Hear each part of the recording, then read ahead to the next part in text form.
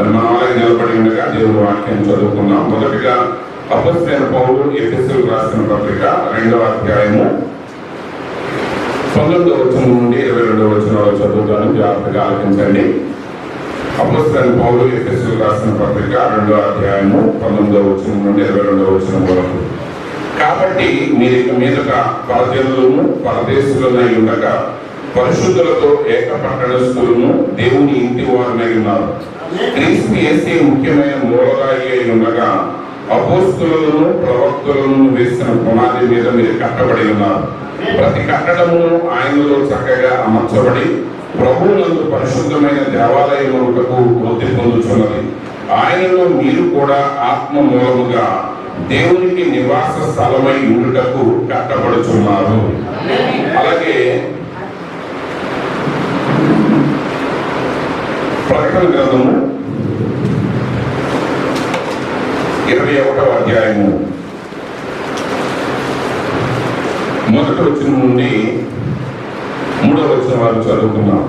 ప్రకటన గ్రంథము 21వ అధ్యాయము 1వ వచనం నుండి 3వ వచనం వరకు. అంతటా నేను క్రొత్త ఆకాశమును క్రొత్త భూమిని చూచితిని. మొదటి ఆకాశమును మొదటి భూమియు గతించిపోయెను, సముద్రమును ఎక్కను లేదు. మరియు నేను నూతనమైన యెరూషలేము అను ఆ పరిశుద్ధ పట్టణము తన భర్త కొరకు అలంకరింపబడిన పెండ్లి కుమార్తె వలె సిద్ధపడి పరలోకమందున్న దేవుని యొద్ద నుండి దిగివచ్చుట చూచితిని. అప్పుడు ఇదిగో దేవుని నివాసము మనుషులతో కూడా ఉన్నది. ఆయన వారితో కాపురముండును, వారాయన ప్రజలై ఉండును. దేవుడు తానే వారికి దేవుడై ఉండి వారికి తోడై ఉండును. ప్రభు ఈ వాక్య భాగము దీవించును గాక. ఆమేన్. కూర్చోండి. ప్రభువును రక్షకుడైన యేసుక్రీస్తు యొక్క నామమునకు స్తోత్రములు కలుగును గాక. మరి చక్కగా మంచి అవకాశాన్ని దేవుడు మనకి ఇచ్చారు. మన నిజానికి 2-3 రోజుల నుంచి మరి వాతావరణం హెచ్చరికలు మనం వింటా ఉన్నాము. చాలా భయంకరమైన తుఫాన్లు రాబోతున్నాయని. ఏది ఏమైనప్పటికీ దేవుడు ఈరోజు మంచి వాతావరణాన్ని మనకు అనుగ్రహించారు. మరి చర్చ ఓపెన్ చేసినప్పుడైతే మనందరికీ తెలుసు, చాలా పెద్ద వర్షం ప్రారంభం నుండి కూడా ముగింపు వరకు ఆ రోజు అసలు ఎక్కడ కూడా గ్యాప్. ఇవాళ బహుశా అందరూ కూడా భోజనం చేసి పనులన్నీ ముగించుకున్న తర్వాత అనుకుంటా కొంచెంసేపు అది విశ్రాంతి తీసుకునే. సరే, ఏది ఏమైనా ఆ పరిస్థితుల్లో కూడా మరి సంఘ సభ్యులు అందరూ కూడా చాలా పట్టుదల కలిగి మరి ఏమాత్రం కూడా వెనకడుగు వేయకుండా చాలా కష్టపడి, అంటే వాళ్ళ కొత్త బట్టలు నలిగిపోతాయనో తడిసిపోతాయనో లేకపోతే తల తడిసిపోతాయనే ఆలోచన లేకుండా ఎంతో ప్రయాసంతో కష్టపడి మరి ఆ కార్యక్రమాన్ని విజయవంతంగా జరిగించారు. మరి ఎందుకంటే ప్రభు కూడా చెప్పారు, ఆ ప్రకటన గ్రంథంలో ప్రతి సంఘాన్ని గురించి ఆయన మాట్లాడుతూ, ప్రతి సంఘాన్ని కాలాన్ని గురించి మాట్లాడుతూ జయించిన వారిని అన్నాడు ఆయన. ఇక్కడ ప్రాప్తి ఏం చెప్పారంటే, మనం జయించాలంటే ఖచ్చితంగా మనం ఒక పోరాటాన్ని ఎదుర్కోవాల్సిందే, ఒక సమస్యను ఎదుర్కోవాలి. అయితే ఆ సమస్యను మనం ఎదుర్కొన్నప్పుడు, ఆ సమస్య మీద మనం విజయాన్ని సాధించినప్పుడు మనం జయించిన వారు అవుతాము. కాబట్టి ఈరోజు మంచి వాతావరణాన్ని ప్రోత్సహించారు. అయితే కొన్ని అనానుకూల కారణాలను బట్టి వాతావరణ పరిస్థితులు ముందు సరిగా లేకపోవటాన్ని బట్టి మరి దైవ సేవకులు మరి శామ్యూయల్ అన్నగారు రాలేకపోయారు. సరే, వారు ఉండుంటే చాలా బాగుండేది, వారి ప్రసంగాన్ని వినాలని నేను కూడా ఆశపడ్డాను. హల్లెలూయా.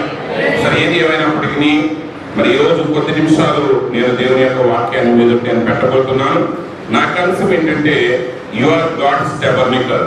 మీరే దేవుని ఆలయమై ఉన్నారు, లేదా మీరు దేవుని నివాస స్థలమై ఉన్నారు. ప్రియమైన సహోదరి సహోదరులారా, మరి దేవుడు ఈ భూమి మీద ఒక ఆలయాన్ని నిర్మించుకోవాల్సిన అవసరం ఎందుకు వచ్చిందో మనందరికీ తెలుసు. మొట్టమొదటిగా దేవుడు మానవుని సృజించినప్పుడు ఆదాముని దేవుడు సృజించాడు. ఆదాముని దేవుడు తన కుమారుడిగా సృజించుకున్నాడు. ఆదాము దేవునిలో భాగమై ఉన్నాడు. ఆదాముని దేవుడు ఈ భూమి మీద పెట్టినప్పుడు ఈ భూమి మీద ఆదాముని ఒక దేవుని వలె పెట్టాడు. ఇప్పుడున్న సమస్తాన్ని కూడా దేవుడు ఆదాముకు లోబరిచి ఉన్నాడు. హల్లెలూయా. సమస్తం కూడా ఆదాముకి ఇచ్చేసాడు ఆయన. అయితే ఆదాముతో దేవుడు సహవాసం చేస్తూ ఉండేవాడు. మరి ఆదాము ఒంటరిగా ఉండటం మంచిది కాదని, ఆదాముకి సాటి అయిన సహాయాన్ని చేయాలని ఆదాముకు గాఢ నిద్ర కలగజేసి ఆదాములో నుంచి ఒక పక్కటెముకను తీసి ఆ ఎముకను స్త్రీనిగా చేసి వారిద్దరిని కూడా దేవుడు జతపరిచాడు. కాబట్టి ఆదాము అవ్వ వారి ఏకత్వాన్ని కలిగి వారి చక్కని సహవాసాన్ని కలిగి ఉన్నారు ఏదైనా తోటలో. అలాగే ప్రతి సాయంకాలం వేళ, చల్లపూట వేళ దేవుడు ఏదైనా తోటలోనికి దిగి వచ్చేవాడు. వారందరూ కూడా చక్కటి మంచి సహవాసాన్ని వారు కలిగి వారు చక్కగా ఆనందంగా కొనసాగేవారు. కానీ ఎప్పుడైతే మరి అవ్వ అపవాది మాటలు వినదో, అపవాది యొక్క మాటకు లోబడి దేవుడు చేయవద్దన్న పనిని వారు ఎప్పుడైతే చేయటం జరిగిందో, అక్కడ ఏం జరిగిందంటే అక్కడ వెంటనే పాపం వారిలో ప్రవేశించింది. మరి ఆ కారణాలన్నీ మీకు తెలుసు. అయితే నా అంశం అది కాదు కాబట్టి వాటన్నిటినీ వివరణాత్మకంగా నేను మాట్లాడట్లేదు. అయితే ఎప్పుడైతే ఆదాము అవ్వ దేవుని మాటను మీరారో వారు వెంటనే వారు దిగంబరులు అనే సంగతిని వారు గుర్తెరిగారు. దేవుడు రాకముందే వారు తప్పు చేయగానే, ఆ తప్పు చేయకముందు వాళ్ళకి అది తప్పుగా పాపంగా అనిపించలేదు. కానీ వారు ఎప్పుడైతే ఆ కార్యంలో పాలుభాగస్తులయ్యారో దేవుని మహిమ వారిని విడిచిపోగానే వారు చేసింది తప్పు అనే సంగతి వారికి అర్థమైపోయింది. వారికి ఎప్పుడైతే ఆ తప్పు అర్థమైపోయిందో అప్పటి వరకు దేవునితో చక్కని సహవాసాన్ని కలిగి ఉన్నవారు, దేవుడు వచ్చినప్పుడు పరిగెత్తుకుంటా ఆయన దగ్గరికి వెళ్ళినటువంటి వారు, మరి దేవునికి వారికి మధ్య ఏ అడ్డుగోడ కానీ ఏ ఆటంకం కానీ లేదు. హల్లెలూయా. ఒక రకంగా చెప్పాలి అంటే దేవుడు మానవుడు కూడా చక్కటి సహవాసాన్ని కలిగి ఉన్నారు. వారి మధ్య అసలు దూరం అనేదే లేదు.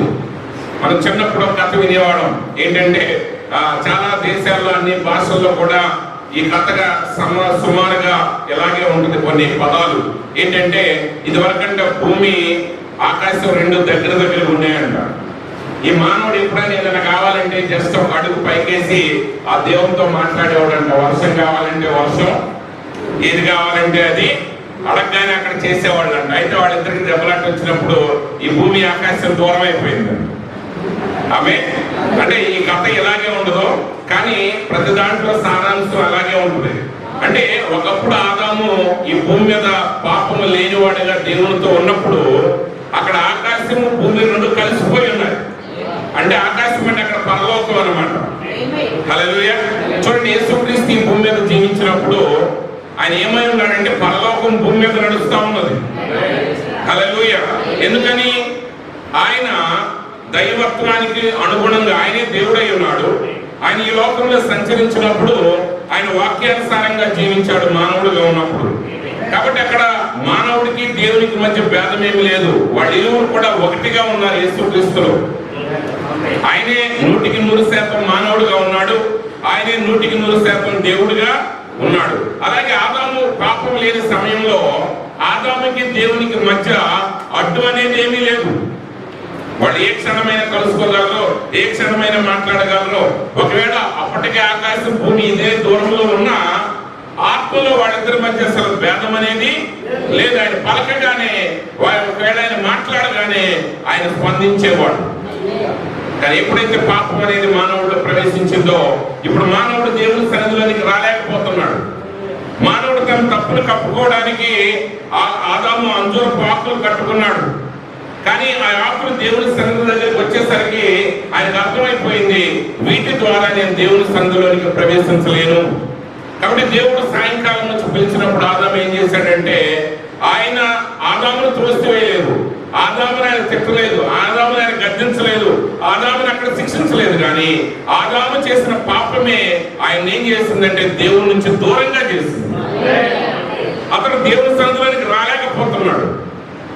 అప్పుడు దేవుడు అడుగుతున్నాడు, ఆదాము నువ్వు ఎక్కడ ఉన్నావు అన్నప్పుడు ఆదాము అంటాడు, ప్రభువా నువ్వు చేయొద్దన్న పాపాన్ని నేను చేశాను కాబట్టి ఇప్పుడు నేను దిగంబరిగా ఉన్నాను, నేను దగ్గరికి రాలేకపోతున్నాను అన్నాడు. అంటే పాపం అనలేదు కానీ అన్నాడు, నువ్వు పిలిచినప్పుడు నేను దిగంబరిగా ఉన్నాను, అందుకు నేను నీ దగ్గరికి రాలేకపోతున్నాను అన్నప్పుడు ప్రభు అన్నాడు, నువ్వు దిగంబరి అని నీకు చెప్పింది ఎవరు?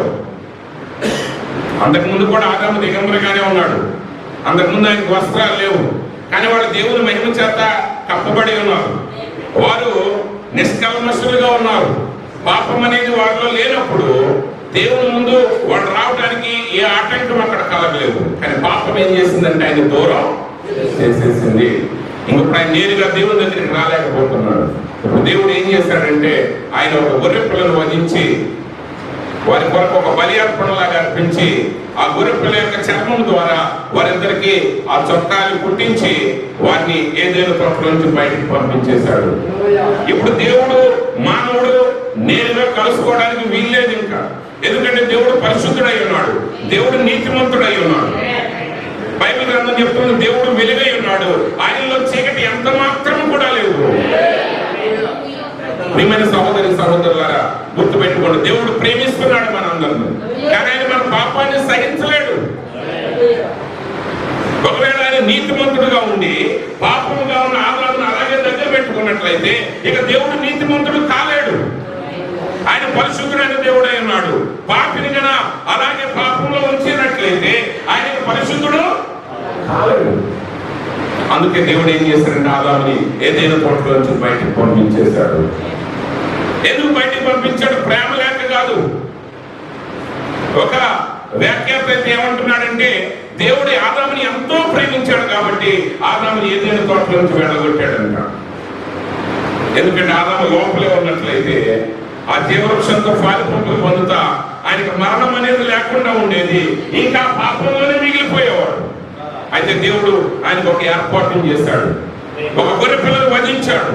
అయితే నిజమైన గొర్రె పిల్లగా దేవుడే రావాల్సి ఉన్నది భూమి మీదకి. ఎందుకనగా మానవుని యొక్క జీవము యొక్క వెల ఈ లోకంలో ఉన్న ఏ జీవి కూడా చెల్లించలేదు.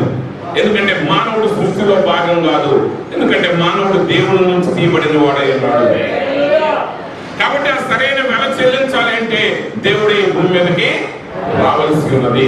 ఆయన ఎప్పుడైతే ఈ భూమి మీదకి వస్తాడో, మానవుడి యొక్క వెల నిమిత్తం ఆయన మరణిస్తాడో, అప్పుడు మాత్రమే మానవుడి యొక్క పాపం యొక్క ప్రాయశ్చిత్తం పూర్తిగా చెల్లించబడుతుంది. అందునిమిత్తమే దావీదు మహారాజు అంటాడు, ఏ వ్యక్తి కూడా తన సహోదరుని కుళ్ళు పట్టనీయకుండా కాపాడలేడు, ఎందుకంటే అతని ప్రాణ విమోచన క్రయధనము బహు గొప్పది, అది ఎన్నటికీ తీరక అట్లుండవలసిందే. ఒక మానవుడు ఎన్ని పుణ్య కార్యాలు చేసినా, ఒక మానవుడు ఎన్ని దాన ధర్మాలు చేసినా, ఒక మానవుడు ఈ లోకంలో ఎన్ని మత సంబంధమైన కార్యాలు చేసినా సరే ఆ వెల చెల్లించలేడు ఎప్పటికీ. ఆ వెల చెల్లించాలంటే అది ఒకే ఒక్కరి ద్వారా అవుతుంది. ఆ ఒక్కరు ఎవరంటే సర్వాన్ని సృజించిన సృష్టికర్త అయి ఉన్నాడు. ఆ వెలను ఆయన మాత్రమే చెల్లించగలడు. ఒక మానవుడు తన నీతి క్రియల ద్వారా చెల్లించాలని ఎంత ప్రయత్నం చేసినా అది ఎప్పటికీ తీరదు. ఈరోజు అందరి నిమిత్తమే ఎన్ని మతాలు వచ్చినా, ఈవెన్ యోగా మతంలో ఉన్నవాడు కూడా వాడు ఎప్పుడైతే వాడు క్రియల ద్వారా, వాడు చేసిన కొన్ని కార్యాల ద్వారా ఇంకా మా భక్తి చాలు, ఇన్ని కార్యాలు మేము చేస్తాం కాబట్టి, ఈ ధర్మశాస్త్రాన్ని మేము వెంబడిస్తున్నాం కాబట్టి ఇక మేము నీతిమంతులం అయిపోయాం అనుకున్నారు. లేదు లేదు, ఏ క్రియలు కూడా ఆ వెలను చెల్లించలేవు. మనం పూర్తిగా దేవుని మీదనే ఆడుకోవాలి. అందుకే కొన్ని కీర్తనలో ప్రారంభంలో దావీదు అంటాడు, ప్రభా నేను నీతిమంతుడు నాయన, నా నీతి జ్ఞాపకం చేసుకో ప్రభా, నేను ఎంత మంచోడో జ్ఞాపకం చేసుకో ప్రభా అన్నాడు. కానీ కొద్ది కాలానికి దావీదుకి అర్థమైంది ఆయన నీతి క్రియలు దేవుని ఎదుట సరిపోయేవి కావు, అవి చాలు. అందుకని అన్నాడు, ప్రభువా నా క్రియలు కాదు నాయన, నీ కృపను జ్ఞాపకం చేసుకో, నీ దయను జ్ఞాపకం చేసుకో అన్నాడు. అంటే ఏ మానవుడు కూడా తన సొంత క్రియల ద్వారా దేవుని ఎదురు నిలబడలేడు. అయితే వాళ్ళిద్దరికి మధ్య భేదం ఏర్పడిపోయింది, వాళ్ళిద్దరూ దూరం అయిపోయారు. అయితే ఇప్పుడు మరలా వారిద్దరు కలుసుకోవాలంటే ఖచ్చితంగా వాళ్ళిద్దరు కలుసుకునే చోట రక్తం అనేది ఉండాలి. ఇంకా మనందరికీ తెలుసు, ఇంకా అదంతా చూసుకుంటూ వెళితే మోసే కాలంలో దేవుడు ఏం చేశాడంటే ఆయన ఒక ప్రత్యక్ష గుడారాన్ని నిర్మించమని చెప్పాడు. అప్పటి వరకు అంత ముందున్న ప్రవక్తలు అబ్రహాం గాని, ఇస్సాకు గాని, యాకోబు గాని, నోవాహు గాని వాళ్ళందరూ కూడా వాళ్ళు బలులు అర్పించి, ఆ బలులు అర్పించినప్పుడు దేవుడు వారితో మాట్లాడటాన్ని మనం చూసాం. అయితే ఇప్పుడు దేవుడు ఆయన ప్రజలందరూ కూడా ఆయన కలుసుకోవడానికి ఒక ఆలయాన్ని ఆయన ఏర్పాటు చేశాడు. అందులో దేవుడు ప్రవక్త అన్నాడు, దేవుడు ఏర్పరచుకున్న ఒకే ఒక ఆరాధన స్థలం ఏంటంటే యేసు క్రీస్తు అనే నామం అన్నాడు. ఇప్పుడు దేవుడు ఏర్పరచుకునే స్థలం ఏదో ఒక ప్రాంతంలో లేదు, అది ఏదో ఒక ఊరిలో లేదు, ఏదో ఒక పుణ్యక్షేత్రానికి వెళితేనే ఈరోజు దేవుడు నీతో మాట్లాడతాడని కాదు. ఇప్పుడు పరిస్థితి. కానీ ఒకప్పుడు పరిస్థితి మనం గమనించినప్పుడు దేవుడు ఒక స్థలాన్ని ఎన్నుకున్నాడు. దేవుడు యెరూషలేముని తన పట్టణంగా ఎన్నుకున్నాడు. అక్కడ దేవాలయాన్ని ఆయన నివాస స్థలంగా దేవుడు ఎన్నుకున్నాడు. దేవుడు ఎన్నుకున్న ఆ స్థలంలోనే వారి ఆలయాన్ని నిర్మించడం జరిగింది. యాకోబు కూడా ఆ రాత్రి వేళ ఆయన అన్న దగ్గర నుంచి పారిపోతూ ఉన్నప్పుడు ఆ రాత్రి వేళ పొద్దుముక్కినప్పుడు ఆయన ఒక స్థలంలో నిద్రపోయాడు. ఆ స్థలం ఏదో కాదు, ఇప్పుడు దేవాలయం కట్టబడిన స్థలం అది. బైబిల్ గ్రంథంలో జరిగిన అనేక సంఘటనలన్నీ ఆ స్థలంలోనే జరిగాయి. ఆ స్థలంలో జరిగినప్పుడు ఆయన పండుకున్నప్పుడు రాత్రి వేళ ఆయన ఒక దర్శనాన్ని చూశాడు. ఒక నిచ్చెన ఆకాశం వరకు వేయబడి ఉన్నది. అక్కడ నుంచి దూతలు పైకి కిందకి ఎక్కుతూ ఉన్నారు. ఆ నిచ్చెన ఆవల వైపున దేవుడు నుండి యాకోబుతో మాట్లాడాడు. యాకోబు మరుసటి రోజు లేచి అంటున్నాడు, ఇది దేవుని నివాస స్థలము, ఇది దేవుని మందిరము, ఇది పరలోకపు గదినై ఉన్నది. ఈ సంగతి నేను ఎరగకపోయానని చెప్పి ఆయన ఒక రాయి తీసి దాని మీద అభిషేకించాడు, నూనె పోసి అభిషేకించి దేవుని ఒక స్థలంగా ఆయన ప్రతిష్ఠించాడు. తర్వాత అనేక మంది రాజులు, భక్తులు, ప్రవక్తల ద్వారా దేవుడు ఆ స్థలాన్ని నిర్ణయించుకున్న స్థలాల్లోనే మరలా కార్యాలు జరిగినాయి. చివరికి అక్కడ సొలొమోను చేత ఆలయం నిర్మించబడింది. ఎప్పుడైతే ఆ శాశ్వతమైన ఆలయం అక్కడ నిర్మించబడిందో దేవుని ఆత్మ శకీన మహిమ ఆ మందిరంలోనికి దిగి వచ్చింది.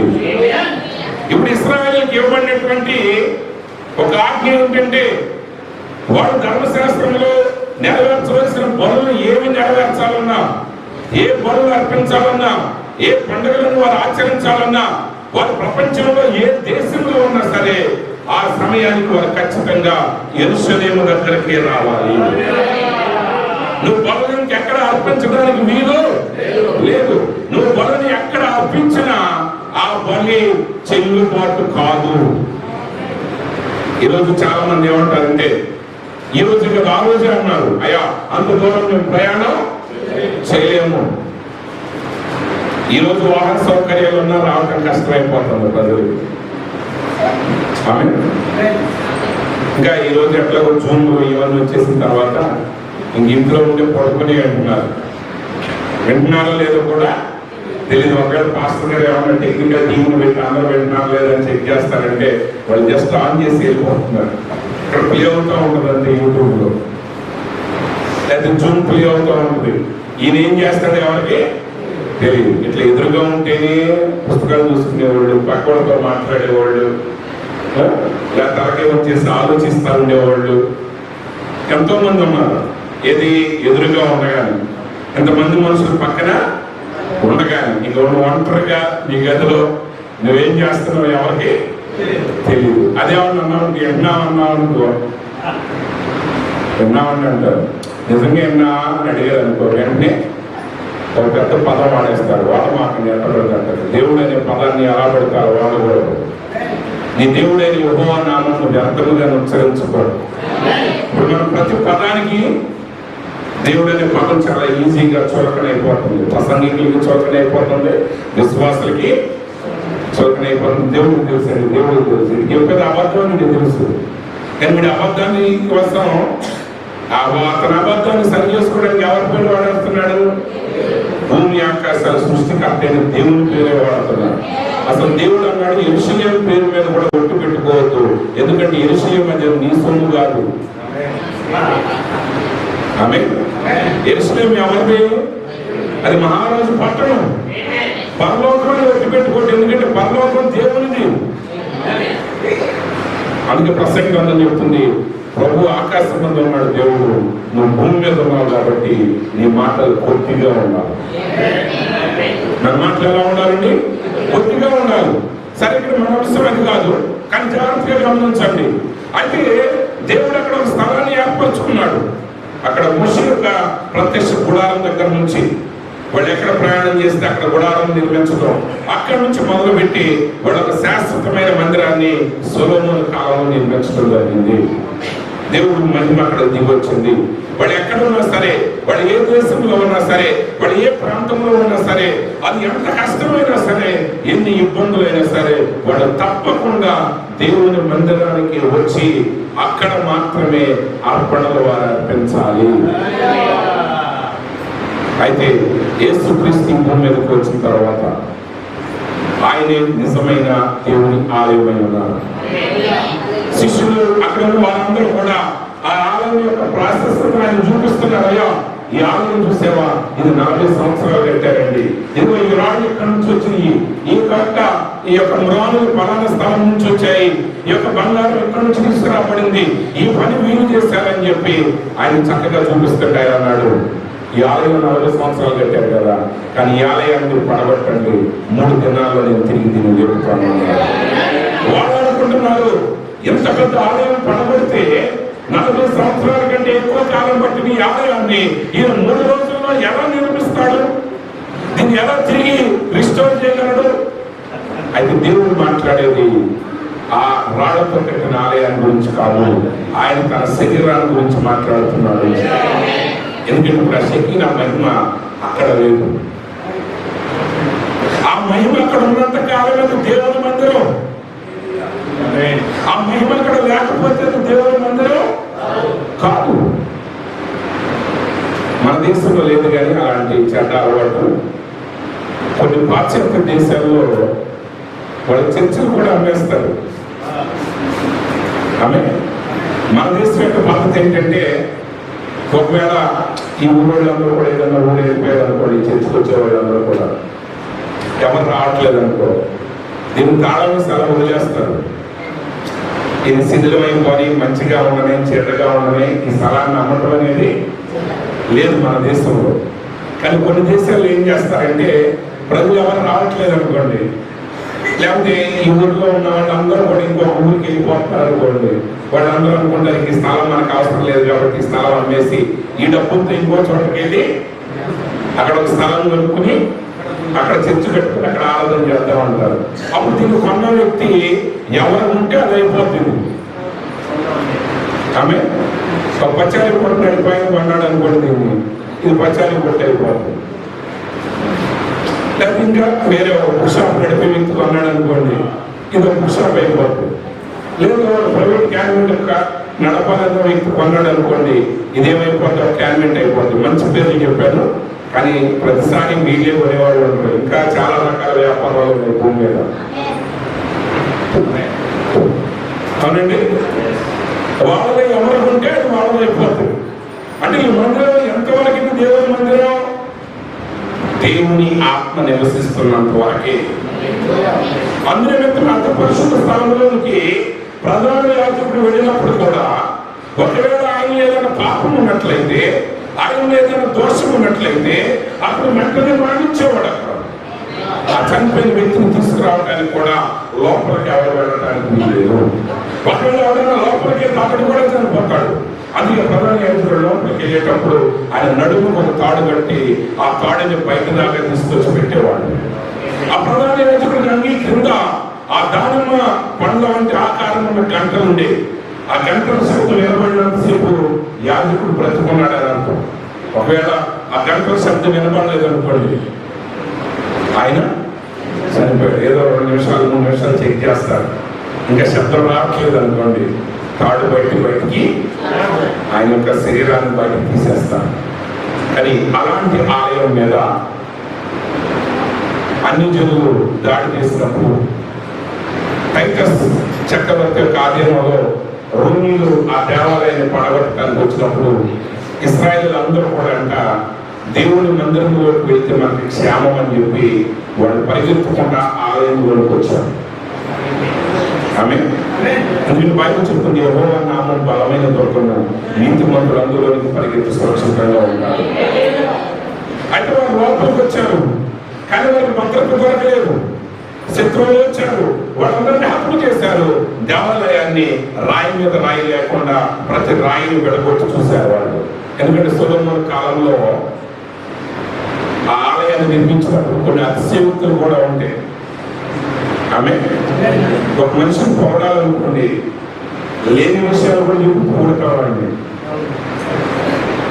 ఒక మనిషికి కోపం వచ్చింది అనుకోండి, అప్పుడు కూడా వాడు చేసినవి చేయని కూడా వాడి మీద వేసేస్తాం. అలాగే బంగారంతో వాడితే యోగుల యొక్క పాద పారంపర్య ఆచార ప్రకారంగా జనాల్లో ఉన్న నానుడు ఏంటంటే సిమెంట్కి బదులుగా బంగారాన్ని కలిగించిన వాళ్ళు అతికించారని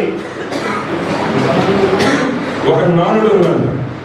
కాబట్టి ఆ బంగారు ఉపకరణాలు మిగిలిన ఉపకరణాలు అన్ని తీసిన తర్వాత ఒక సైనికుడు అన్నాడంట, సార్ ఈ రాళ్ళని సిమెంట్తో కాదంట బంగారం పోసి అతికిచ్చారంట. అన్నపై ఉన్నాడంట, ప్రతి రాయి ఓడగొట్టి మరి చూడండి అన్నాడంట. యేసు ప్రభు చెప్పాడు, రాత్రి మీద రాయి నిలవకుండా అది పడతలే పడుతుంది అన్నాడు. కాబట్టి వాళ్ళు ఏం చేశారంటే ప్రతి రాయిని కూడా విడగొట్టి చూశారు. ఎలా జరిగింది? ఒక యాజకుడు లోపలికి వెళితే పొరపాటు చనిపోయిన అదే మందిరంలోనికి అన్ని జనులు ఎలా ప్రవేశించారు? ఎందుకు ప్రవేశించారంటే ఆలయం మార్చబడింది. ఆలయం ఏమైందండి?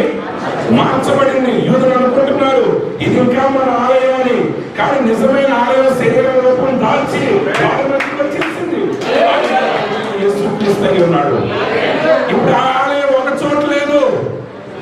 సొలొమోను నిర్మించిన ఆలయం ఒకే స్థలంలో ఉంది. ఎవరైనా అక్కడికే రావాలి.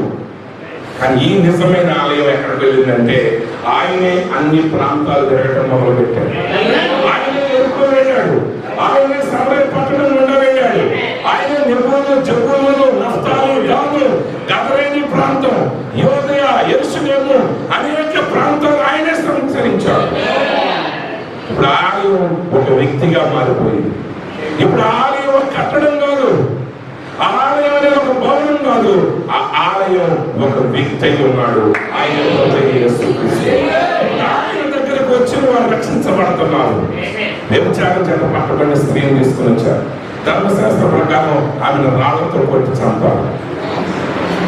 అయితే వాడు కొట్టి చంపకుండా వాళ్ళు ఏం చేశారంటే ఈయనైతే ఏం చెప్తాడో చూద్దామని ఆమెను తీసుకుని వచ్చి ఆయన పాదాల దగ్గరికి రాపేశారు. బైబిల్ గ్రంథం చెప్తుంది, ప్రభు నామమున ప్రార్థన చేయ వాళ్ళందరూ కూడా ఆయన సన్నిధిలోకి వచ్చిన తర్వాత మరణం ఎవరికి లేదు. అది ఆశ్రయపురము. ఆ నిజమైన ఆశ్రయపురం ఎవరంటే ప్రభు అయిన యేసుక్రీస్తే. ఇప్పుడు ఆమె చంపాలనుకుని ఎక్కడ తీసుకొచ్చారంటే జీవ ప్రదాత దగ్గరికి తీసుకొచ్చారు. జీవాన్ని ఇచ్చేవాడి దగ్గరికి తీసుకుని వచ్చారు. ఆయన పాదాల దగ్గర పడేస్తున్నారు. ఏమైనా వ్యభిచారంలో దొరికింది, ఏమైనా ఏం చేయమంటో చేయమన్నారు. కానీ వాళ్ళకి తెలియని విషయం ఏంటంటే ఆమెను నిజమైన ఆశ్రయపురం దగ్గర పడేశారు. హల్లెలూయా. ఆ నిజమైన ఆశ్రయపురంలోకి ఆమె వచ్చింది. ఆమె ఆశ్రయం పొందింది. ఆయన దగ్గరకు వచ్చిన వాళ్ళందరినీ కూడా ఆయన స్వస్థపరిచాడు. ఆయన దగ్గర మొరపెట్టిన వాళ్ళందరినీ కూడా ఆయన రక్షించాడు. సిలువ మీద దొంగ ఆయన అడిగాడు. ఒక దొంగ ఆయన తిట్టాడు. తిట్టిన వాడికి తిట్టిన ఫలితమే దొరికింది. కానీ మరొక దొంగ ఆ స్థితిలో కూడా ఆయన మొరపెట్టాడు. ఆయన నీతిమంతుడై ఉన్నాడు. మనం పాపులమై ఉన్నాం. ఆయన పొందే శిక్షకు తగిన పని ఆయన ఏమీ చేయలేదు. కానీ మనం ఈ శిక్ష పొందటానికి మనం అర్హులమై ఉన్నాం అని తన తోటి దొంగతో చెప్పి ఆయన వైపు తిరిగి అంటున్నాడు, అయ్యా నీ రాజ్యంతో, నీ తండ్రి రాజ్యంతో మళ్ళా నువ్వు వచ్చినప్పుడు నన్ను జ్ఞాపకం చేసుకోను. ప్రభు అన్నాడు, తిరిగి వచ్చినప్పుడు కాదు, ఇప్పుడే వెంటబెట్టుకుని వెళ్ళిపోతాను రా. ఆయన శిష్యుడితో అయితే అన్నాడు, అపోస్తలుతో అన్నాడు, నేను మరలా వచ్చి నేను మిమ్మల్ని తీసుకెళ్తాను అన్నాడు. కానీ ఆ దొంగతో అంటున్నాడు, ఆ దొంగ అడిగాడు, ప్రభువా నువ్వు మరలా వచ్చినప్పుడు నన్ను, ఈయన అన్నాడు మరలా వచ్చినప్పుడు కాదు, ఇప్పుడే తీసుకుని వెళ్ళిపోతాను. ఎందుకంటే ఆయన దగ్గరకు వచ్చి ఆయనకు మొరపెట్టిన తర్వాత ఇంకెవరూ పాపుగా నిలవలేదు. కాబట్టి మన సహోదరి సహోదరుల, నువ్వు ఏ స్థితిలో ఉన్నా ఆ నిజమైన బలి అర్పణ దగ్గరికి రా. ఆ సుఖం కూడా అదే అన్నాడు, ప్రభు ఆకాశం వైపు ఆయన చేతి కన్నులెత్తడానికి కూడా వాడికి ధైర్యం ఆయన అన్నాడు, ప్రభు నేను పాపి, నేను నన్ను చూడదు ప్రభు, కానీ నాకు అర్పించబడిన బలును చూడు. ఆయన పరిశీలైతే ఆ బలి మీద చూడదు. దేవుని దగ్గరికి వచ్చి ప్రభు ఆ బలి ద్వారా నీ దగ్గరికి వచ్చాను అట్లా. కానీ ఆయన తన శరీర సంబంధమైన నీతి క్రియల గురించి చెప్పుకుంటున్నాడు. యేసుక్రీస్తే నిజమైన ఆలయం. ఇప్పుడు యేసుక్రీస్తు దగ్గరికి వస్తేనే, ఆయన రక్తంలో కడగబడితేనే, మరో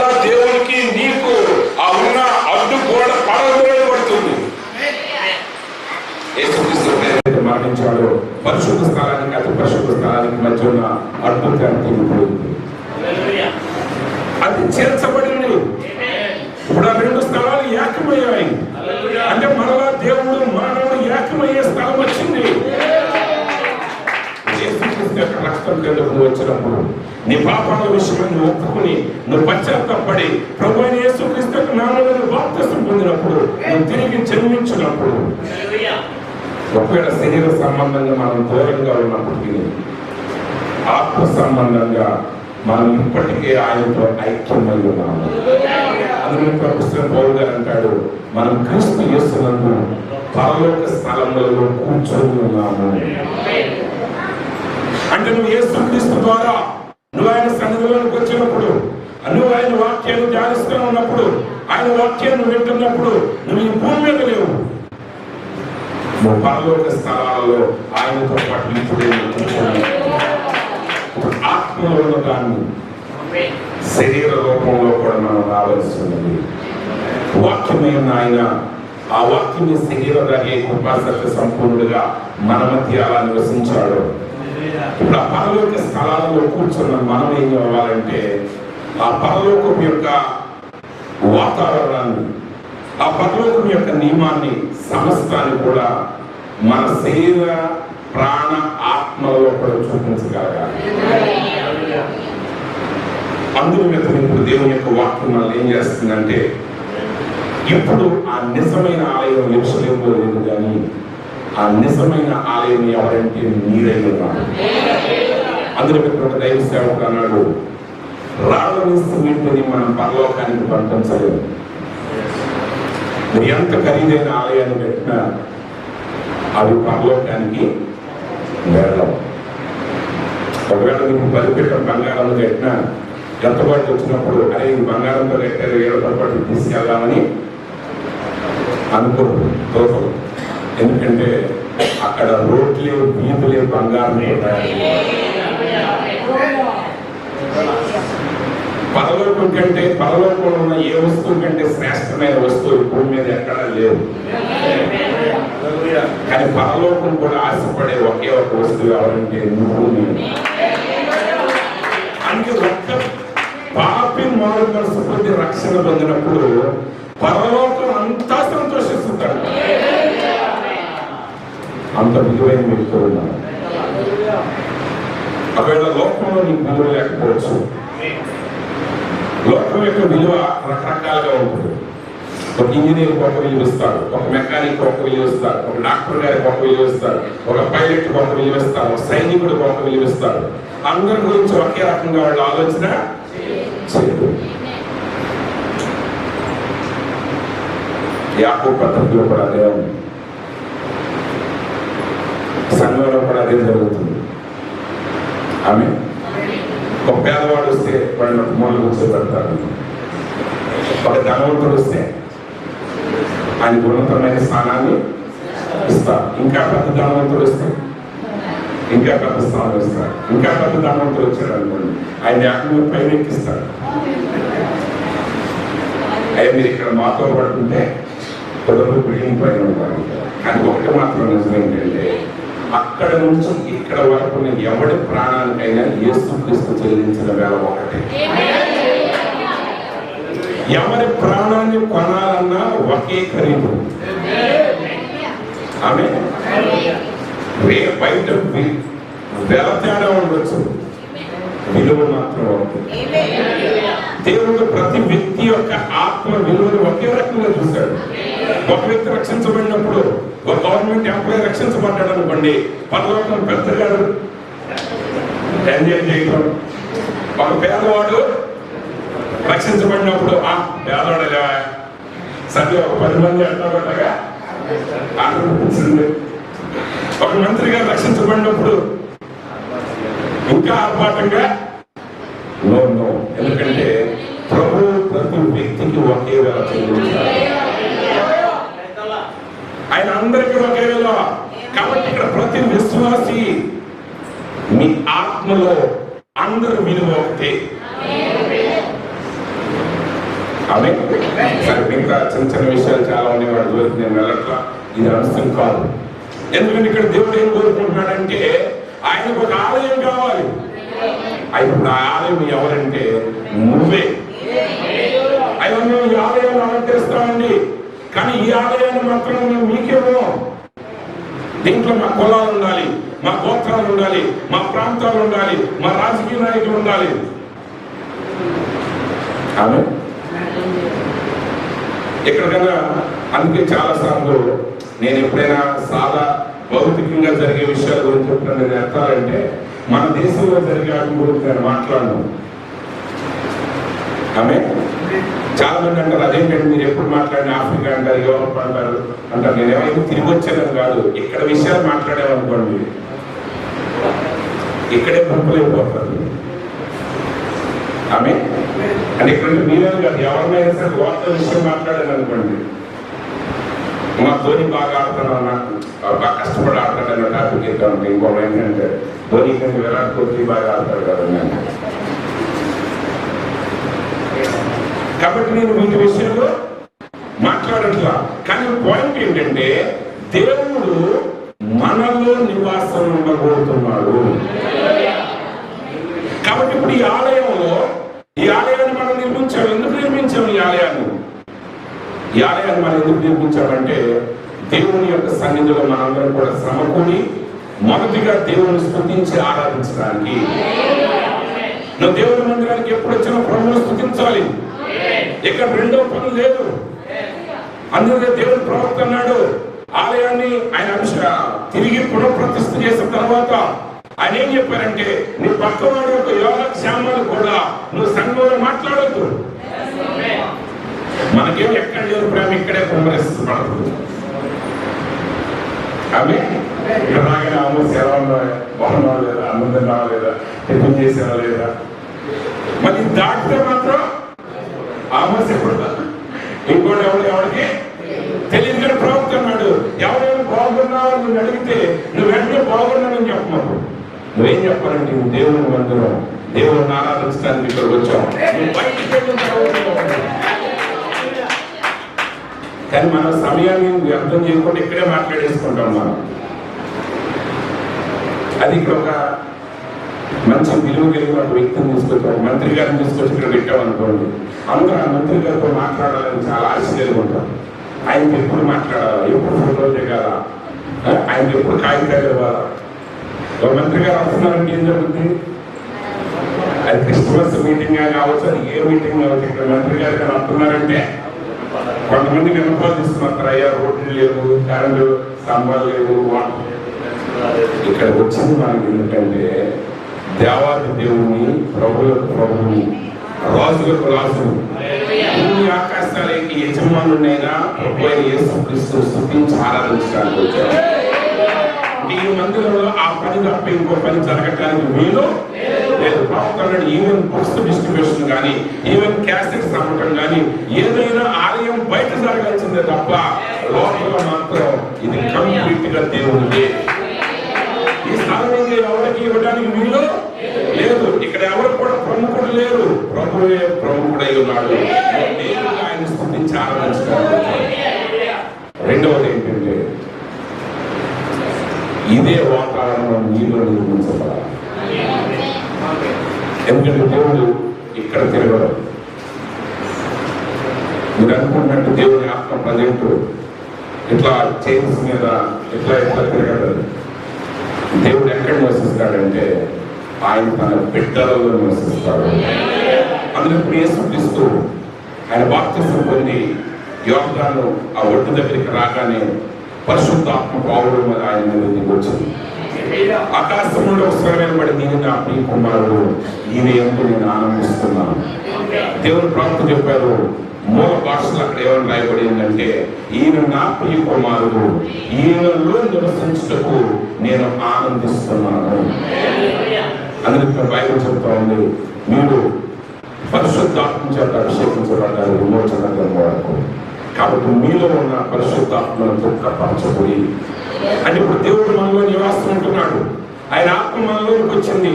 ఈ వాక్యం ద్వారా నువ్వు ఏం తయారవుతున్నావు అంటే ఆయన ఆలయముగా ఉండటానికి నిర్మించబడుతున్నావు. కంప్లీట్ అయిన తర్వాత నివాసం ఉంటారు ఎవరైనా.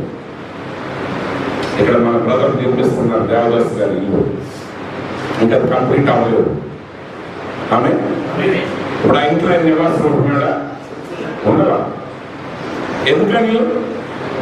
కంప్లీట్ చేయకుండా ఎవరు అందులో నివాసం ఉండలేదు. ఇంకా ఎంత లేట్ అయినా అది కంప్లీట్ అవ్వాల్సిందే. దావీదు కాలంలో దేవుడి మందిరాన్ని నిర్మించడానికి దేవుడు వద్దన్నా సరే ఆయన మక్కువగా దేవుడి మీద ప్రేమతో చేశాడండి. ఒకవేళ ఆ మాట మనకే చెప్పుకుంటే మనం ఏం చేసేవాళ్ళం? యేసు ప్రభు శిష్యులతో తిరిగి లేచిన తర్వాత అన్నాడు, మీరు సర్వ సృష్టికి సువార్తనే ప్రకటించండి అని చెప్పాడు. అయినా మనం ఇంట్లోనే కూర్చోండి. అంటే మనిషి యొక్క మొదటి నుంచి ఉన్న లక్షణం ఏంటంటే వద్దన్న పని చేయటం. నేను అప్పుడప్పుడు అనుకుంటా ఉంటా, ఆ మాట ఆడలో స్త్రీలకు చెప్పుకుంటే ఎట్లుండేదో ఈ వాటికి ఎప్పుడో మొత్తానికి అందించేవాడు వాక్యం. ఎందుకంటే తినొద్దంటే తిన్నారు, స్త్రీ బోధించొద్దంటే బోధిస్తా ఉంటున్నారు. మగవాళ్ళ వారే ప్రతి ఊరికి వాక్యం చెప్పండి అంటే మీరు వెళ్ళామని గారు అంటున్నారు. అవునండి, అదే పురుషుల సేవకులు చూడండి ఎలా ఉంటున్నారు ప్రజెంట్. వాళ్ళు నీరసంగా వారానికి ఒక ప్రసంగం లేదా నెలకొక ప్రసంగం. అదే స్త్రీ బోధకులు చూడండి ఉదయం నుంచి రాత్రి దాకా అసలు సెలవు దినాలు కూడా లేకుండా మాట్లాడేస్తున్నారు. ఎందుకని వద్దన్నాడు కదా ప్రభువు. ఏదో మాట్లాడమన్నారన్నసరికి ఇది టైం చూసుకోవడం, 20 నిమిషాల కంటే ఎక్కువ మాట్లాడకూడదు, 10 నిమిషాల కంటే ఎక్కువ మాట్లాడకూడదు. ప్రతి ఊర్లో చెప్పిన ఎవడంటాడు? అంటే ఏం జరుగుతుంది ఇక్కడ? వద్దన్న పని చేస్తున్నారు, చేయమన్న పని చేయట్లేదు. కానీ ఇక్కడ మీరు ఎక్కడి నుంచి వాక్యం ఏదైతే మీకు ప్రకటించబడుతుందో ఆ ప్రకటించబడిన వాక్యానుసారంగా నీ జీవితాన్ని నువ్వు కట్టుకుని తీరాలి.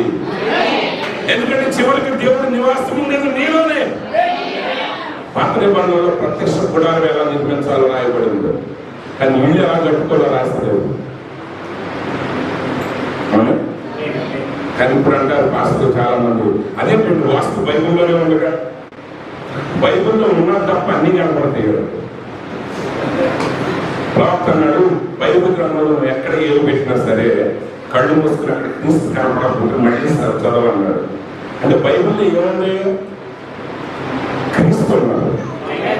బైబుల్ ఏముందండి? క్రీస్తు ఉన్నాడు. కానీ మనకేం కనపడతాయి? అన్ని కనపడతాయి. అక్కడ వాస్తులు కనపడతాయి, అక్కడ కట్నాలు కనపడతాయి, అక్కడ కోర్టుకి వెళ్తాం కనపడుతుంది, అక్కడ తనుకోవటం కనపడుతుంది, కొట్టుకోవటం కనపడుతుంది. ఇంకా చాలా మందికి వేదాలు కూడా కనపడతాయి. అందుట్లో కురాలు కనపడుతుంది కొంతమందికి. ఇంకా అందుట్లో ఉన్నాయని కొంతమంది ముహూర్తాలు కనపడతాయి. ఎందుకంటే ప్రసంగం చెప్పాడు కదా, పెద్దానికి ఒక సమయం ఉంది అంతే. ఆ మొత్తం తీసుకులేదు, ఎన్నేం లేవు. అక్కడ క్రీస్తు మాత్రమే ఉన్నాయి. ఆయన నివాసం ఉండాలంటే ఒక ఆలయం ఎలా నిర్మించాలో చెప్పాడు. ఇప్పుడు ఆలయానికి వచ్చిన ప్రతి వ్యక్తి ఇంటికి వెళ్ళిన తర్వాత ఆలయం ప్రకారం తన ఇల్లు కట్టుకోవాలి. కానీ ఆలయం ప్రకారం ఒక ఇల్లు కట్టాలి. ఇప్పుడు ఇక్కడ మీకు టీవీలు కనపడుతున్నాయా? అంటే కొన్ని పెద్ద చర్చెస్ లో లైవ్ ఇస్తున్నారు అనే మాట్లాడేది ఆ టీవీ గురించి కాదు. ఆమె ఎందుకంటే ప్రభుత్వం చెప్పాడు, లౌదోక్య కాలం యొక్క ఆత్మ ఏంటంటే చెప్పిన దాన్ని ఎదురు జరుగుతున్నారు. ఆమె విశ్వాసాలు జరుగుతున్నారు, సేవకులు జరుగుతున్నారు. ఏం చెప్పినా ఎదురు మాట్లాడు. అరే మౌనంగా ఉన్నట్టు కేకలేమన్నాడు అన్నాడు. కేకలేంటంటే మౌనంగా ఉండమన్నాడు. అట్లా కాకుండా ఏ విషయంలో వెళ్తున్నామో ఆ విషయంలో వినను. ఆమె ఇక్కడ ఏమన్నా ఉన్నాయా? టీవీ లేదు. నువ్వు ఇంటికి వెళ్ళిన తర్వాత ఏం చేయాలి?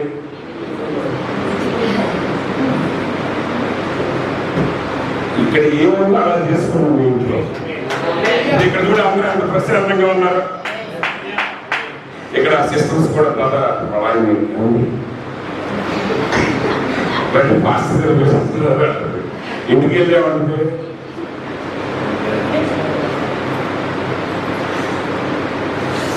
అంటే ఇప్పుడు ఇక్కడ ఎలా మాట్లాడుతున్నారో ఇంటి దగ్గర కూడా అదే గౌరవం చూపించాలి.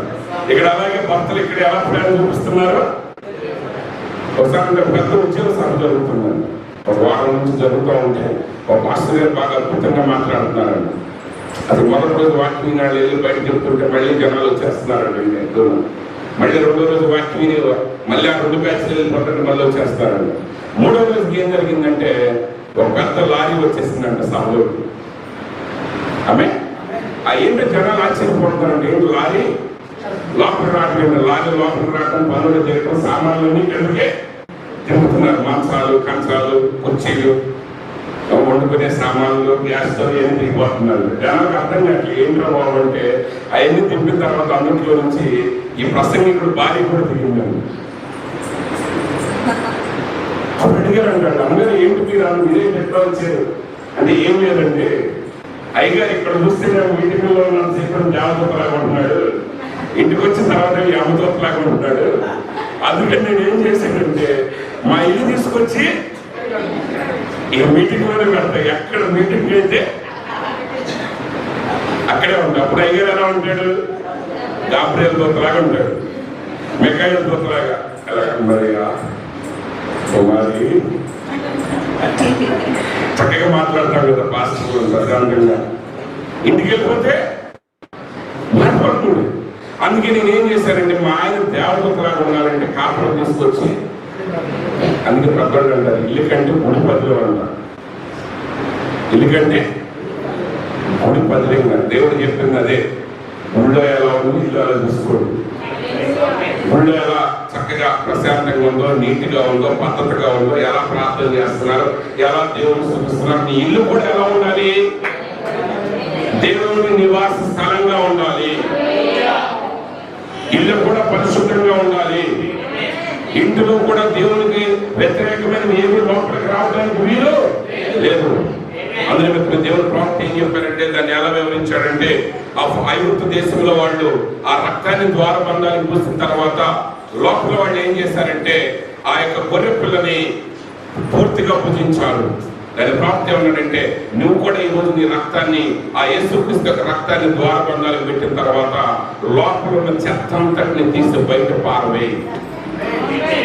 ఇప్పుడు పారేయలేకపోతున్నారు. అందుకే ఎవరి యొక్క శరీరాలు కూడా దేవుని నివాస స్థలాలుగా మారలేకపోతున్నారు. కానీ దేవుని యొక్క వాక్యం చెబుతుంది, దేవుని కుమారుల ప్రత్యక్షత కొరకు సృష్టి మిగుల ఆశతో తేరి చూస్తున్నారు. ఈ ఆలయం మనం నిర్మించినప్పుడు ప్రజలు చక్కగా ఉన్నవాళ్ళు ఏం ఆలయం కట్టారంట, కానీ చుట్టూ ఉన్న చెట్లు పొట్లు అంటే బాబు నువ్వెప్పుడు తయారవుతావు, నువ్వెప్పుడు వాక్యానుసారంగా మారుతావు. నీ శరీర ప్రాణాత్మలు ఎప్పుడు వాక్యంగా ఉంటాయో, ఎప్పుడైతే వాక్యానుసారంగా నువ్వు నివసిస్తావో అప్పుడు దేవుడు నీలో నివాసం ఉండి తానేమై ఉన్నాడో తాను తాను బయలుపరుచుకుంటాడు. కానీ చాలా మంది నివాస స్థలాలు ఆయన నివసించే అంతవరకు రాల, అండర్ కన్స్ట్రక్షన్. రోడ్డు రిపేర్ జరుగుతున్నది, జాగ్రత్తగా వెళ్ళండి ఉంటుంది. ఆమె చాలా మంది విశ్వాసులు ఎలా ఉన్నారు, అండర్ కన్స్ట్రక్షన్. ఎన్ని సంవత్సరాలైనా అండర్ కన్స్ట్రక్షన్. వద్దన్నా సరే అన్నీ తీసుకొచ్చి పెట్టాడు. ఆ బంగారం, ఆ రాళ్ళు, రాళ్ళు, ఎన్ని ఉపకరణాలు కావాలో. వెండి అయితే ఎంత సమకూర్చాడంటేనంట ఇక తూకం వేయలేక వదిలేశారు. దావీదు గారు అంత వెండిని పోగు చేశాడు, అంత బంగారాన్ని పోగు చేసి పెట్టాడు, రాళ్ళు పోగు చేసి పెట్టాడు. అంటే కొడుకు కష్టపడ్డాడని కాదు, దేవుని ఆలయం మీద ఆయనకున్న ప్రేమతో. హల్లెలూయా. అయితే అంత అవన్నీ ఆలయం కోసం పెట్టిన వాటి మీదకి దేవుని షకీనా మహిమ దిగి రాలేదు.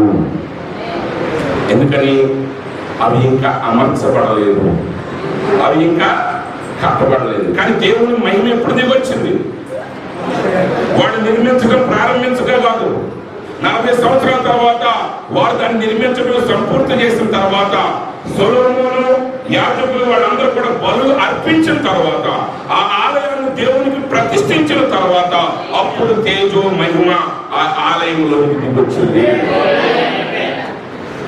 యేసుక్రీస్తు కూడా బాప్తిసం పొందిన తర్వాత పరిశుద్ధాత్మ ఆయనలోనికి వచ్చింది. ఈ రోజున దేవుని ఆలయంగా ఉన్నావా? లేకపోతే ఒక విషయం మాత్రం మీరు గమనించండి. ఒక ఇంటి మనుషులు నివసించకపోతే ఏమవుతుంది? అది ప్రతి చెడుకి ఆవాసం. ఇంకా ఇంటిని ఎవరు పట్టించుకోవట్లేదు అనుకోండి, ఆటకాయ కొట్టేవాడు అందరూ కూడా లోపలికి వచ్చేస్తూ ఉంటారు. ప్యాకెట్ ఆడుకునేవాడు అందరూ కూడా అదే ఇల్లు వసాలు ఆడుతూ ఉంటారు. ఎవడైనా త్రాగుబోతులు కావాలన్నా అంటే ఒక స్థలము ఖచ్చితంగా ఎవడో ఒకటి నివాసం ఉండాలి. మంచోడన్నా ఉండాలి, చెడ్డోడన్నా ఉండాలి. అంటే మీరు దేవుని ఆలయంగా గన కంప్లీట్ అవ్వకపోతే దొంగకి కంప్లీట్ అవ్వాల్సిన అవసరం లేదు. అందరూ కన్స్ట్రక్షన్ కూరారు.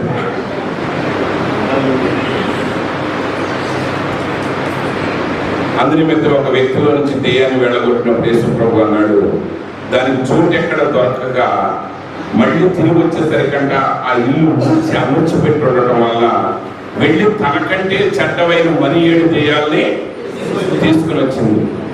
ఎందుకని? ఆ ఇల్లు బాగైన తర్వాత ఆ ఇంటిలో నివసించవలసిన వ్యక్తి నివసించట్లేదు కాబట్టి ఇప్పుడు మరీ చెడ్డ దెయ్యాలు 7 తీసుకొచ్చి పెట్టింది. ఇప్పుడు ప్రతి విశ్వాసి నీలో దేవుని వాక్యంగా లేకపోతే అది మాత్రం ఖాళీగా ఉండకపోతుంది. అందుకే మేము పెట్టిన మాట్లాడే వర్తమానంలో ప్రవక్త విషయం చెప్తా ఉంటాడు. ఆయన ఏమంటాడంటే, దేవుని ఆలయంలో నువ్వు చేరలేవు. దేవుని ఆలయంలో నువ్వు జన్మించాలి. ఎందుకంటే నిజమైన సంఘం ఒకటే ఉంటున్నది, అదే యేసు క్రీస్తు అయి ఉన్నాడు. ఆ నిజమైన యేసు క్రీస్తు యొక్క శరీరంలో నువ్వు తిరిగి జన్మించడం ద్వారా మాత్రమే నువ్వు అందులో చేరగలవు. ఆయన అంటున్నాడు తర్వాత, నువ్వు కానీ అందులో చేరినట్లయితే సజీవుడైన దేవుడు నీ ద్వారా ఆయన కార్యాలు చేసి ఆయన ఏమై ఉన్నాడో లోకానికి ప్రదర్శిస్తాడు. అసలు దేవుని యొక్క ఉద్దేశం ఏంటి? మానవుడి విషయం. దేవుడు ఆత్మరూపి అయి ఉన్నాడు, దేవుడు అదృష్టుడై ఉన్నాడు, దేవుడు ఏమై ఉన్నాడు అనేది పుస్తకాల్లో రాయబడి ఉంది పరిశుద్ధ గ్రంథంలో. కానీ దాన్ని లోకం చూడాలి అంటే అది ఒక వ్యక్తి ద్వారా ఆ వెలుగును ఆయన ప్రదర్శించాలి. కరెంట్కి మాటలు ఎక్కువగా వినిపించే శక్తి ఉన్నది కరెంటు. కానీ మైక్ లేకపోతే కరెంటు ఆ యొక్క శక్తిని బయట పెట్టలేదు. కరెంటు వెలుగునిచ్చే శక్తి ఉన్నది దానికి. కానీ ఆ వెలుగుని ఇవ్వాలి అంటే అక్కడ ఒక లైట్ ఉండాలి. కాబట్టి ఇప్పుడు కరెంటు ఎన్ని పనులు చేయగలదు అనేదాన్ని ఆ వస్తువులు తయారైన తర్వాతే మనకు తెలుస్తూ ఉంటుంది. ఇప్పుడు ఫోన్లోనే కరెంటు ద్వారానే పనిచేస్తున్నాయి, విమానాలు ఉన్నాయి, అవన్నీ విద్యుత్ శక్తి ద్వారానే పనిచేస్తున్నాయి. కానీ ఇవన్నీ ఒకప్పుడు ఈ కరెంట్లో ఉన్న సంగతి ఎవరికి తెలియదు. ఆఖరికి ఇప్పుడు ఈ వాటర్లో కూడా కరెంట్ ఉంది, కానీ మనకు తెలియదు. ఇది బయటకు తీయాలంటే ఒక పెద్ద వ్యవస్థ కావాలి. ఆ వ్యవస్థ ఉన్నప్పుడే ఇది బయటపడుతుంది. ఆమె ఇప్పటికైనా మిమ్మల్ని తీసుకుని వెళ్ళి హైడ్రో పవర్ స్టేషన్ దగ్గర మిమ్మల్ని తీసుకెళ్ళినప్పుడు అక్కడ ఉన్న యంత్రాలను మీరు చూపించినప్పుడు అప్పుడు మీరు అంటారు, ఓహో నీళ్ళ ద్వారానే కరెంట్ ఎలా తయారవుతుందా. ఇప్పుడు దేవుడు ఏమై ఉన్నాడు అనే దాన్ని, దేవుడు ప్రేమని, దేవుడి యొక్క కరుణను, దేవుని యొక్క కృపను, దేవుని యొక్క పరిశుద్ధతను, దేవుని యొక్క అన్ని క్రియలను ఆయన మానవుడి ద్వారానే బయలుపరచుకోవాలనుకుంటున్నాడు. కాబట్టి నువ్వు తిరిగి జన్మించినప్పుడు ఏమవుతావు అంటే సజీవుడైన దేవుడు తనను తాను నీ ద్వారా బయలుపరుచుకుంటాడు. That's where God dwells in his church. దేవుడు తన సంఘంలో నివసిస్తాడు. ఆయన సంఘంలో నివసిస్తాడు, నీ సంఘంలో కాదు. ఆమేన్. ఆయన ఎవరి సంఘంలో నివసిస్తాడు? నీ సంఘంలో నివసిస్తాడు, ఆయన సంఘంలో నివసిస్తాడు. God goes to the church every day, lives in the church. దేవుడు ప్రతిరోజు సంఘానికి వెళ్తాడంట. ఆ సంఘంలో ఆయన నివాసం ఉంటాడు. He lives in you. You are his church. ఆయన నీలో నివసిస్తున్నాడు. ఎందుకంటే నీవే ఆయన సంఘమై ఉన్నావు. అంటే నువ్వు నిజంగా కంప్లీట్ అయితే, వాక్యానుసారంగా ఆ పరిపూర్ణ మానవుని యొక్క స్వరూపంలోనికి వాక్యం చేత నువ్వు అన్ని విషయాల్లో కూడా నువ్వు నిర్మించడం పూర్తయితే ఆయన నీలోనే నివసిస్తాడు. You are his church. నీవు ఆయన సంఘమై ఉన్నావు. You are the tabernacle that God dwells in you. దేవుడు నివసించే మందిరము నీవై ఉన్నావు. You are the church of the living God yourself. సజీవుడైన దేవుని సంఘం నీవై ఉన్నావు. And if the living God lives in his living being, then your actions is of God. సజీవుడైన దేవుడు నీలో నివాసం ఉంటే అప్పుడు నీ క్రియలన్నీ నీ కాదు, అవి దేవుడు. అందుకే నీతిమంతుల గుడారంలో నుంచి రక్షణ సునాదాలు వినిపిస్తుంది. నీతిమంతుడు లేకపోతే లోపల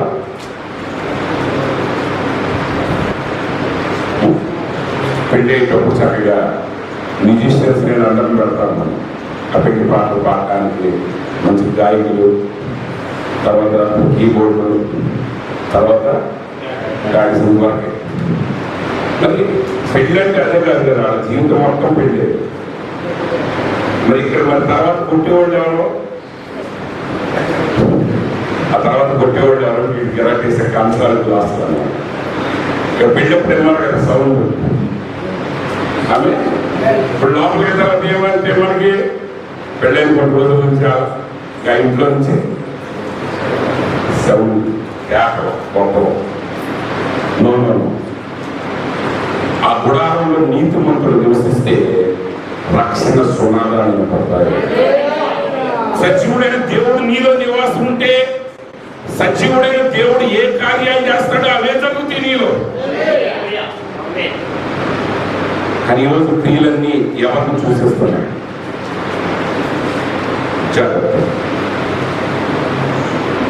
నేను దాన్ని ఎక్కువ వివరించడం ప్రవక్త ఎంతవరకు చెప్పాడో అంతవరకు చెప్పి నేను వినిపిస్తాను. అందుకే అపోస్తల కార్యములు అనే గ్రంథాన్ని గురించి ప్రవక్త ఏమన్నాడంటే, అవి అపోస్తల కార్యములు కాదు, అవి పరిశుద్ధాత్మ కార్యములు. కానీ పరిశుద్ధాత్ముడు అపోస్తలుల ద్వారా వారిలో ఉండి ఆయన జరిగించుకున్నాడు ఆ కార్యాలు. అందులో ప్రవక్త అన్నాడు, స్వస్థపరిచినది నేను కాదు, దేవుడే. పేతురు కుంటివాడికి కాడనిచ్చాడు. కానీ ఆయన అంటున్నాడు, ప్రజలను చూసి మీరు ఎందుకు విస్మయపడుతున్నారు? ఈ కుంటివాడికి కాడనిచ్చింది నేను కాదు, యేసుక్రీస్తు. కానీ ఆయన కార్యాన్ని ఎవరి ద్వారా జరిగించాడు? ఇప్పుడు అపోస్తలుల ద్వారా జరిగించాడు. అంటే ఎవరైతే తమను తాము వాక్యానుసారంగా కట్టుకున్నారో, ఎవరైతే వాక్యానికి తమను తాము అప్పగించుకున్నారో వారి ద్వారా దేవుడు ఆ కార్యాన్ని జరిగిస్తున్నాడు. If it is into them, God is into there. అక్కడ దేవుని కార్యాలు కనుక జరగకపోతే దేవుడు అక్కడ లేడు. ఈరోజు చాలా క్రైస్తవులు పెళ్లికి వెళ్ళాలంటే భయం వేస్తుంది. పెళ్లి చేసేదాన్ని పరిశుద్ధ అయిన పడుతుంది.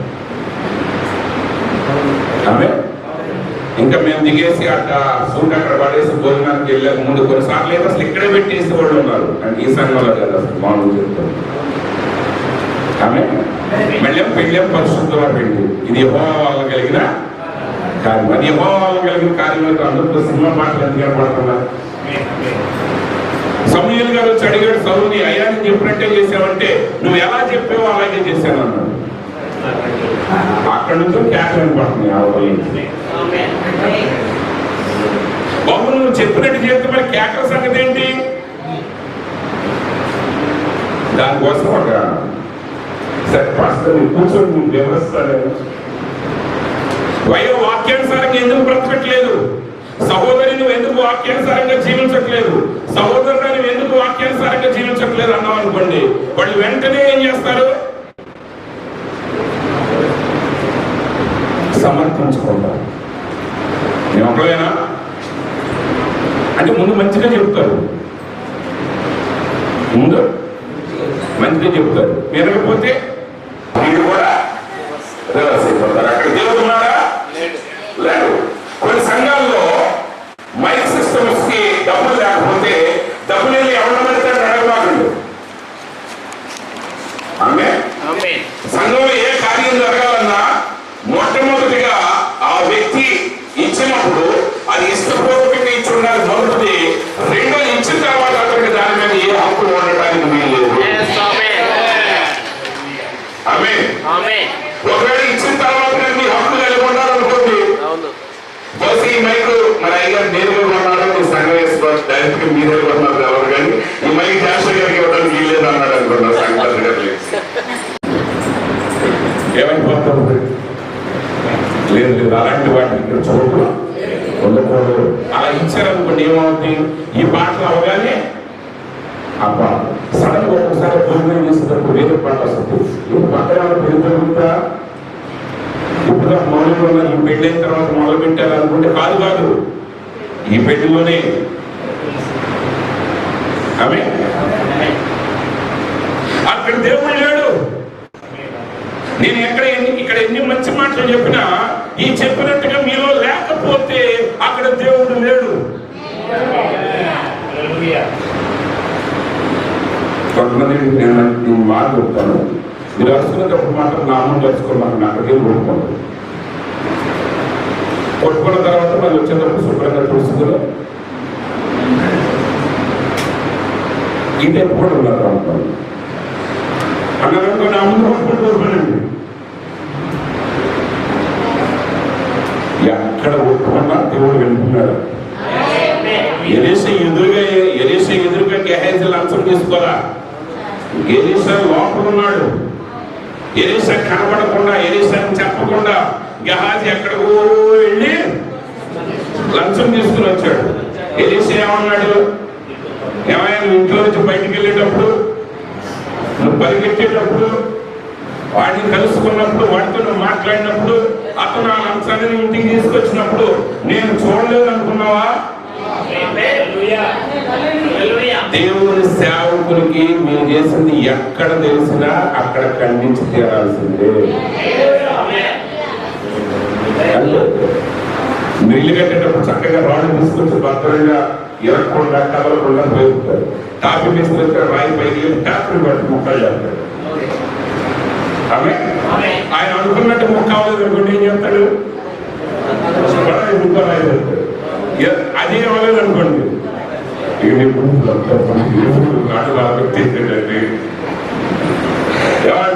జాగ్రత్త ఆగండి. అసలు ఈ మాట వినడం, ఆయన కావలసిన షేప్ లో ఆ రాయి వచ్చే వరకు పగలగొట్టాల్సిందే. వాక్యం మీలోకి వచ్చే వరకు, క్రీస్తు యొక్క సారూప్యం మీలో వచ్చే వరకు చెప్పడానికి కొట్టాల్సిందే. ఎందుకంటే మీరు వచ్చింది ఎందుకంటే ఆయన ఆలయంగా నిర్మించబడటానికి. ఇక్కడ ఈ కాసేపు మాట్లాడటం లేదు. మీరు ప్రభు యొక్క ఆలయంగా మీరు ఉండాలంటే ఆయన వాక్యం ఏం చెప్పిందో ఆ వాక్యానుసారంగా నువ్వు కట్టబడి ఉండాలంటే, నువ్వు కట్టేదాంట్లో ఏమాత్రం తేడా ఉన్నా అక్కడ పరిశుద్ధాత్ముడు ఉండడు. దేవుని యొక్క కట్టడల విషయంలో, దేవుని యొక్క వాక్య విషయంలో రాజీ పడే విషయమే లేదు. నువ్వు ఏ చిన్న విషయంలో రాజీ పడ్డా, ఎక్కడ లోటున్నా అది ఎన్నటికీ దేవుని మందిరం కాలేదు. ఒకవేళ ప్రజలు దానికి ఏ పేరైనా పెట్టచ్చు. కొంతమందికి ప్రజలు సర్టిఫికెట్లు ఫ్రీగా ఇచ్చేస్తూ ఉంటారు. డాక్టరేట్ చేయాలంటే కష్టం, కానీ కొన్ని గౌరవ డాక్టరేట్లు అని ఇస్తారు. బాగా దెబ్బలాడినందుకు, అరిసినందుకు, ఊరంతా తిరిగినందుకు కొన్ని డాక్టరేట్లు ఉంటాయి, అవి తేలిక. కానీ నిజమైన డాక్టరేట్ తెచ్చుకోవటం మాత్రం చాలా కష్టం. నిజమైన దేవుని బిడ్డగా నువ్వు కట్టబడాలంటే నిన్ను నీవు పూర్తిగా దేవుని వాక్యానికి లోపరుచుకోవాలి. యేసుక్రీస్తు ఈ లోకంలో ఉన్నప్పుడు ఆయన కుమారుడై ఉండి ఆయన విధేయత చూపించాడు. వాక్యం ఏది చెప్తే ఆయనే కర్త ఉండి, ఆయనే ధర్మశాస్త్రాన్ని ఇచ్చిన వాడై ఉండి ఆ ధర్మశాస్త్రానికి ఆయన లోబడ్డాడు. ఆయన అన్నాడు, He wouldn't need to act like that when he says in the word here, his blueprint, don't do it. దేవుడు దాంట్లో వాక్యము ఆయన బ్లూ ప్రింట్ అయి ఉన్నది, నమూనాలు. ఈ ఇల్లు ఎలా కట్టాలనే దానికి బ్లూ ప్రింట్ మనం తీస్తాం. ఆ ఇంజనీర్ గీస్తాడు, ఇలా కట్టాలి, ఇంత హైట్ ఉండాలి, ఇంత రాడ్ ఉండాలి, ఈ సైజు వేయాలి, అవన్నీ ఆ ప్రింట్ లో ఉంటాయి. ఆ ప్రింట్ దాని ప్రకారమే నిర్మించాలి. వాక్యం ఒక విషయం చెప్పిన తర్వాత ఒకసారి ఒక ఆయన వచ్చి నన్ను అడిగాడు, ఎవరి స్త్రీ ఎందుకు బోధించకూడదు? నేను ఆయనతో చెప్పాను, నేను ఏం చెప్పినా నువ్వేమో.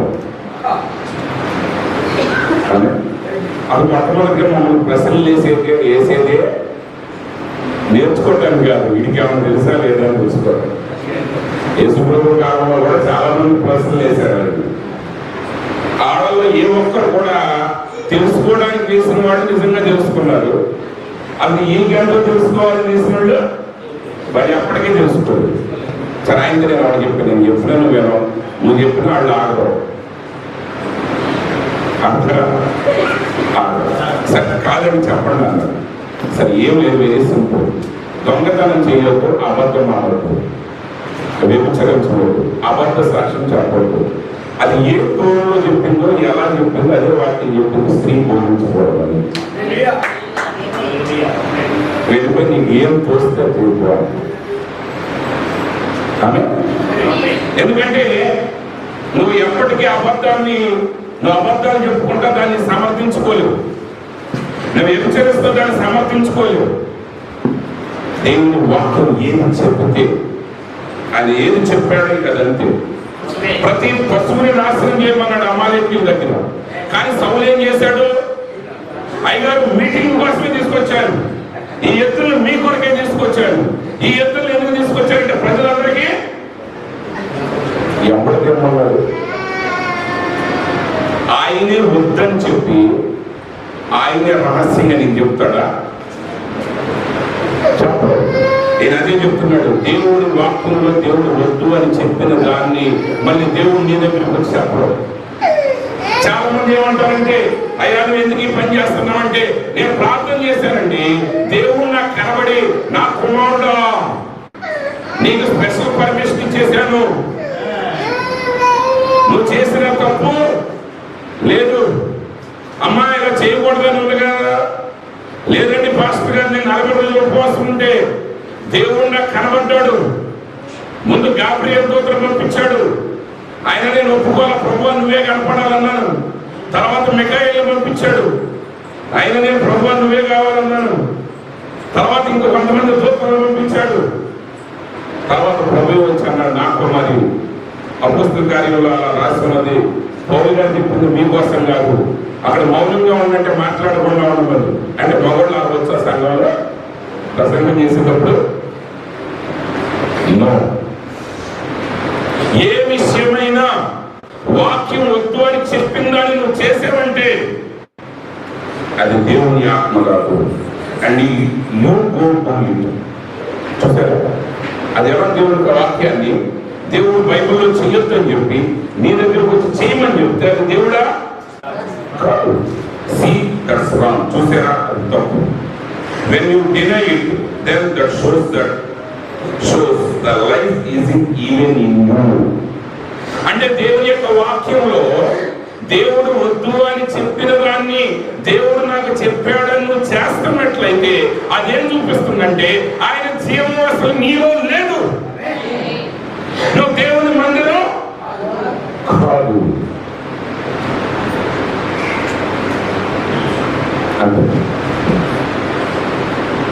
దేవుని వాక్యానుసారంగా కనపడాలి. ఒకవేళ ఆయన వాక్యానికి వ్యతిరేకంగా ఉంటే అది ఎప్పటికీ దేవుని మందిరం కాదు. అందుకే రోమపత్రిక 6:13 ఏం చెప్తుందంటే, ఈ మాట చెప్పిన ముగిస్తాను అంటే నేను ఎక్కువ సమయాన్ని తీసేసుకున్నా, కానీ 2 వచనాలు మీకు చదివి వినిపిస్తుంది జాగ్రత్తగా. రోమపత్రిక 6:13 మరియు మీ అవయవములను దుర్నీతి సాధనములుగా పాపమునకు అప్పగింపకుడి, అయితే మృతులలో నుండి సజీవులు అనుకుని మిమ్మల్ని మీరే దేవునికి అప్పగించుకోండి. మీ అవయవములను నీతి సాధనములుగా దేవునికి అప్పగించుడి. మీ శరీరాన్ని ఎవరో ఒకరికి అప్పగించాల్సిందే. విషయం ఏంటంటే అపవాది కూడా నువ్వు అప్పగించకపోతే బలవంతంగా నువ్వేం చేయలేవు. చాలా మంది వచ్చారు దెయ్యం చేశారు నో దెయ్యం ప్రేరేపించారు. దెయ్యం వాడు మాటలు చెప్తాడు, వాడు రీజనింగ్స్ చెప్తాడు, వాక్యాన్ని సందేహించేటట్టు చేయగలడు. కానీ నీ చేత పాపం చేయాలంటే అది ఆ వ్యక్తి ద్వారానే అవుతుంది. అందుకే పౌలు గారు అంటున్నాడు, మీరు మీ అవయవాలను పాపానికి అప్పగించొద్దు, మీ అవయవాలను నీతి సాధనములుగా దేవునికి అప్పగించండి. నీ టాలెంట్ని లోకానికి వాడదు, దేవునికి వాడదు.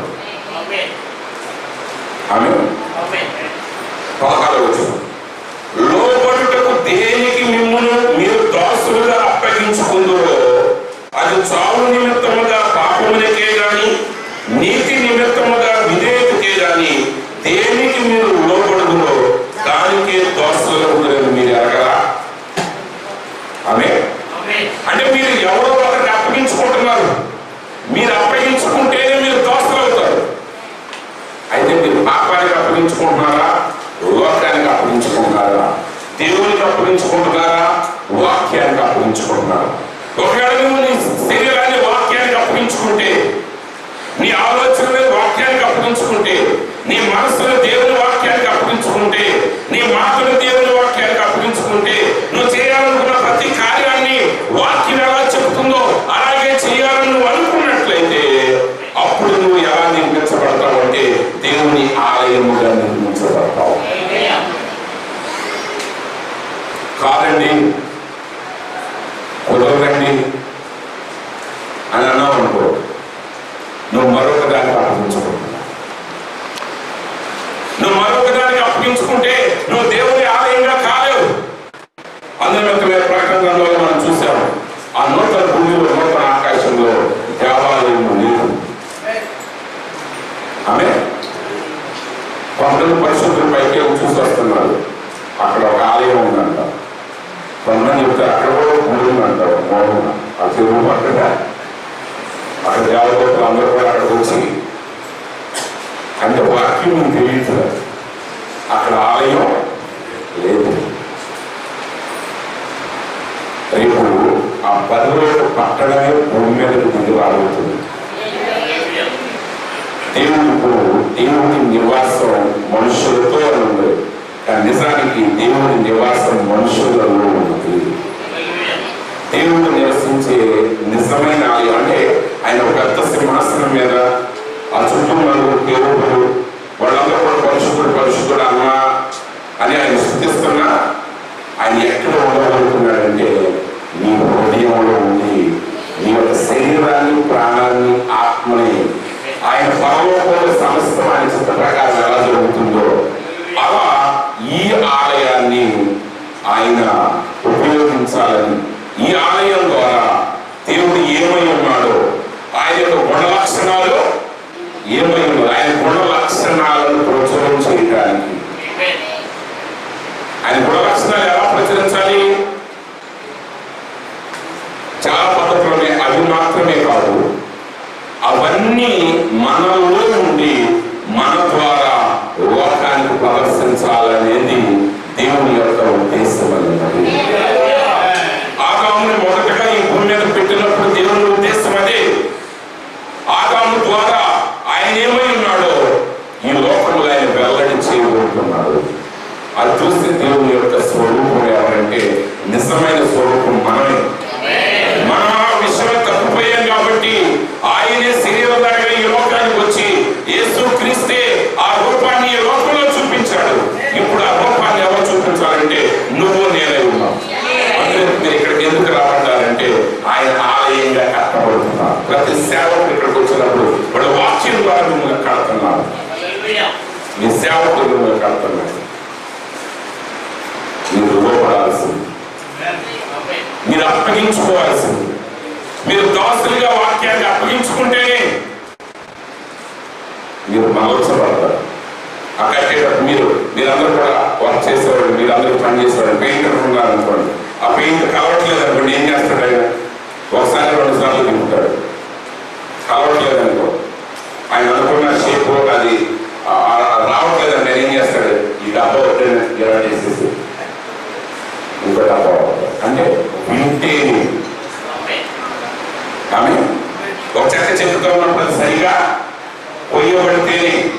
ఎందుకు టేక్ చెక్క ఎందుకు వాడతారంటే టేక్ చెక్క మీద ఎంత సన్నం నిమిషం చెక్కాలన్నా కట్ అవుతుంది. అదే తుమ్మ చెక్క మీద ఒక అందమైన ఫ్లవర్ గీయాలనుకున్నాడు అనుకో, ఆ చిన్న మరుపు దాని మీద రాదు, తిప్పినప్పుడల్లా బ్లేడ్ తిప్పాలి.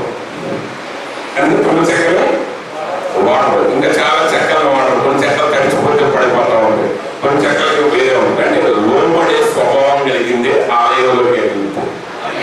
ఎవరైతే వాక్యానికి లోపడతారో, ఎంత చిన్నగా ఎన్ని లోతైన విషయాలు మాట్లాడినా దానికి అంగీకరిస్తారు. ఎవరైతే ప్రభువా నువ్వు వాక్యం మాట్లాడు ప్రభువా, నువ్వు చెప్పిన మాట కదా నేను లోపరుచుకుంటాను ప్రభువా అని లోకాన్ని ద్వేషిస్తారు. శరీరాన్ని నేత్రాసిన జీవప్రమాన్ని పక్కన పెడతారు. ప్రభువా నీ చిత్తంగా అప్ప మరేది నాకు అవసరం లేదంటారు. వారిని మాత్రమే దేవుడు తన ఆలయంగా తన స్వరూపంగా చెప్పుకుంటాడు. వారికి మాత్రమే పరలోక రాజ్యం వచ్చింది. కాబట్టి సహోదరి సహోదరులారా, రాబోయే రోజులు మీరందరూ కూడా